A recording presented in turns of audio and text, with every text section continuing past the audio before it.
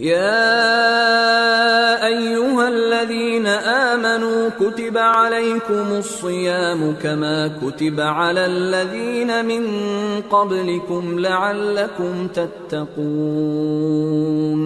أياما معدودات فمن كان منكم مريضا أو على سفر فعدة من أيام أخر وعلى الذين يطيقونه فدية طعام مسكين فمن تطوع خيرا فهو خير له وأن تصوموا خير لكم إن كنتم تعلمون۔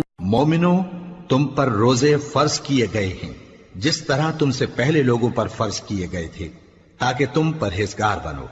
روزوں کے دن گنتی کے چند روز ہیں، تو جو شخص تم میں سے بیمار ہو یا سفر میں ہو تو دوسرے دنوں میں روزوں کا شمار پورا کر لے۔ اور جو لوگ روزہ رکھنے کی طاقت رکھیں لیکن رکھیں نہیں، وہ روزے کے بدلے محتاج کو کھانا کھلا دیں۔